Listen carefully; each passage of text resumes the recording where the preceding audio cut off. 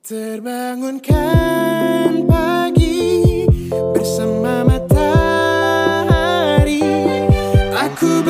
Sebenarnya dalam rangka menggenjot permasalahan lulusan SMK. Kita sama-sama tahu Pak Bu, di satu sisi pengembangan sekolah-sekolah kejuruan itu sangat masif sekali di semua daerah. Bahkan kebetulan saya pendidikannya dari mulai S1 sampai ke S3 itu memang konsen di pendidikan vokasi Pak. Jadi saya lulusan UNY, S1-nya lulusan UNJ Jakarta. Jadi lama di Jakarta Pak Bu. Semoga Pak. Lama di Jakarta, keluarga saya juga di Jakarta. Jadi sering menyoroti kebijakan-kebijakan Pak Direktur SMK. Nah, jadi dulu ada kebijakan 70-30 ya Pak. Pengembangan SMK dimasifkan sampai 70%, sedangkan SMA ditahan sampai 30%. Artinya apa Bapak Ibu sekalian? Ini dalam rangka menggenjot atau mencari solusi atas permasalahan TPK, tingkat pengangguran terbuka, yang sampai detik ini masih didominasi oleh lulusan SMK. Lalu bagaimana dengan perguruan tinggi vokasi? Juga memberikan kontribusi juga, nanti akan saya tampilkan.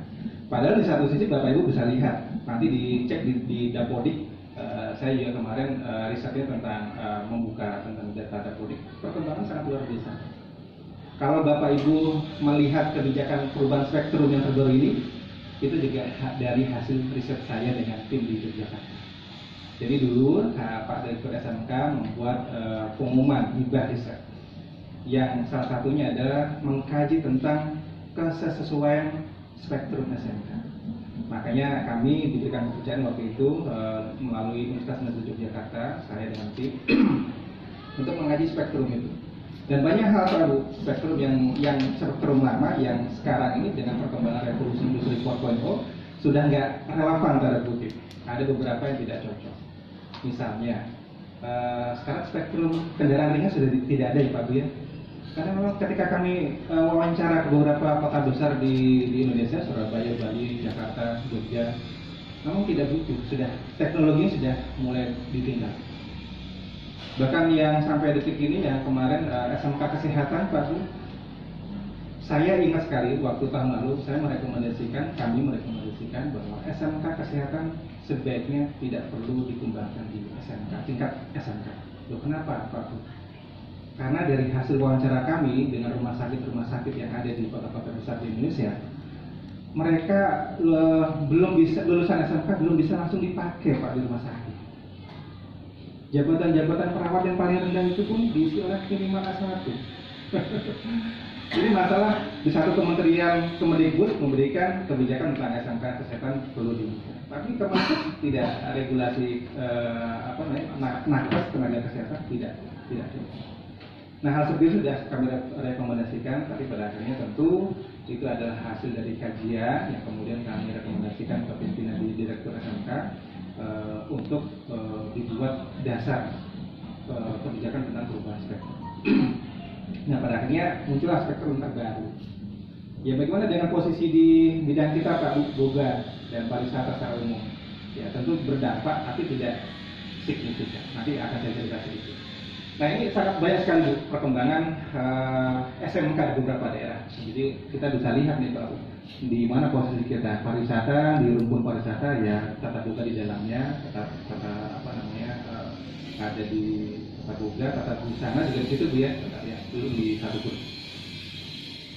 Nah, Bapak-Ibu sekalian, inilah yang menjadi bahan perbincangan. Seringkali saya yakin dalam forum-forum SMK, industri, dan Pemda, ini selalu disoroti masalah PPK, tingkat pengangguran terbuka.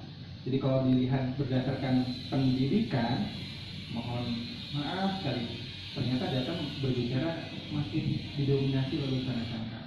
Tentu bukan hanya evaluasi bagi Bapak Ibu di SMK, tentu kami semua pemerintah juga mengevaluasi. Dan kami kebetulan bertugas di Politeknik, kami juga ternyata memberikan sumbangsi juga Pak, diploma. Karena sekarang di Politeknik memang mengembangkan pendidikan tingkat diploma. Nah, sekarang kebijakan terakhir dari Pak Dirjen dulu, Pak Ikan, sebelum digantikan dengan Bu Kiki, diploma 3 sudah sebaiknya dihapuskan pada kutip. yang masih diploma 3 dinaik statuskan menjadi sarjana terapan. Dalam rangka apa? Dalam rangka ini juga, Pak. Karena ternyata keluhan lulusan kami, lulus diploma 3 itu hanya konsen pada penguasaan kompetensi technical skill, Pak. Dan saya yakin ini juga terjadi di SMK. Maksudnya apa? Maksudnya para industri di perhotelan, karena kolega kami banyak sekali dari bidang-bidang dari industri perhotelan. Mereka mengeluhkan seperti ini. Pak, mohon maaf, lulusan-lulusan diploma itu banyak sekali kekurangan penguasaan soft skill.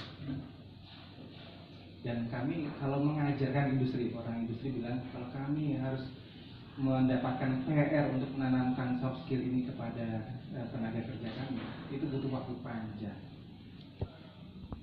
Kalau kurang hard skill, caranya men-setting tempat belajar anak-anak atau kitchen seperti itu, seperti keberadaan sesungguhnya di dunia industri. Seperti Pak Toto bilang tadi, di Singkawang, Hotel Haris bikin kurikulum baru, terus laboratorium hotelnya disamain seperti Hotel Haris. Jadi anak-anak itu bisa langsung ngerasain gimana sih kerja di industri.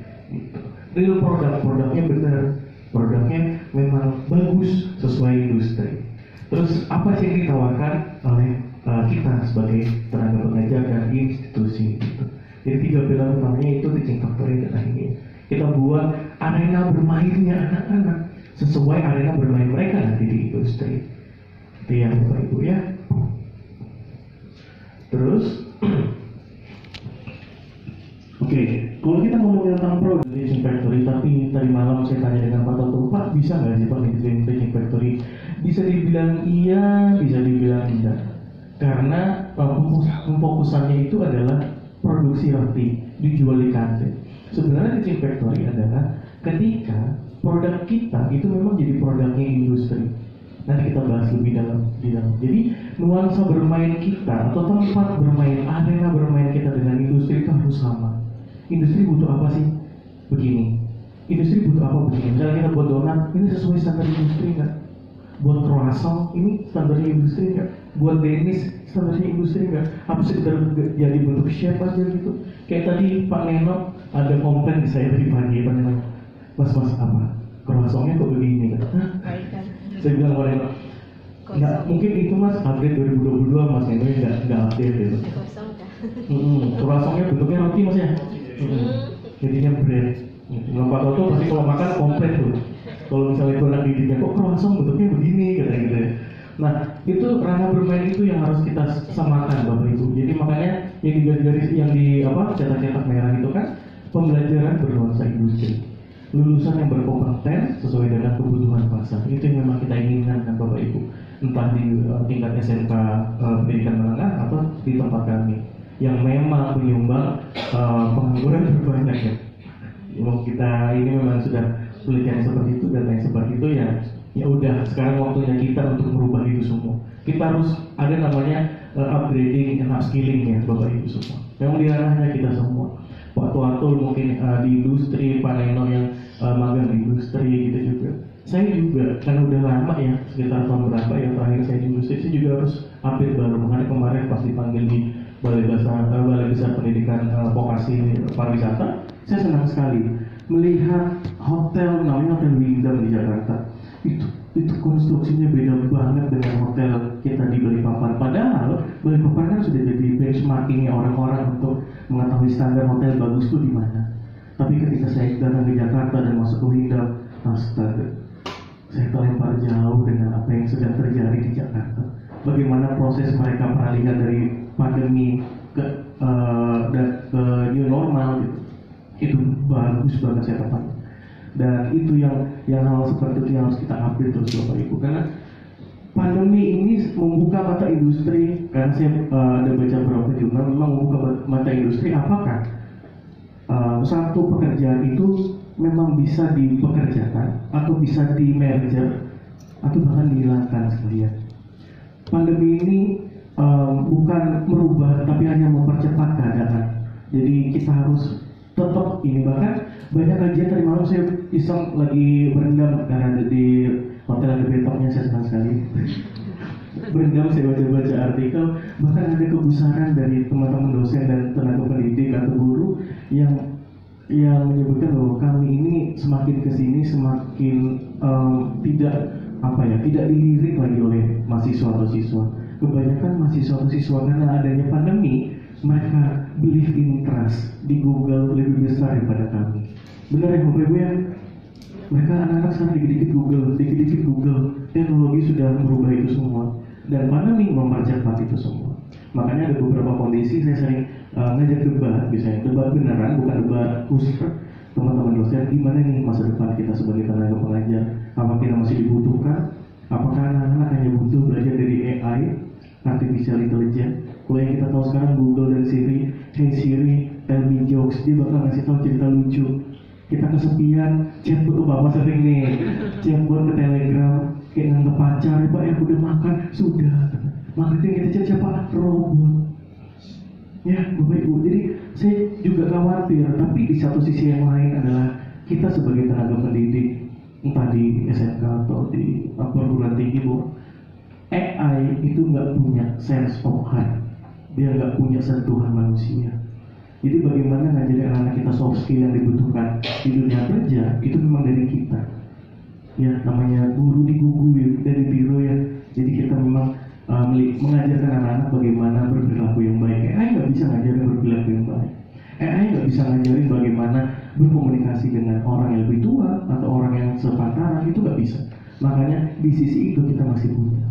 Kalau skill bisa dilatih, tapi soft skill seperti Pak Tuan ngomong tadi, susah itu. Makanya memang dari kita, memang dari hati. AI nggak bisa melakukan itu. Makanya kita harus ngajar, lillahi ta'alanya, nawaitunya ke mahasiswa itu dari hati, supaya mereka bisa tersentuh dan soft skillnya juga bisa bangkit. Gitu ya.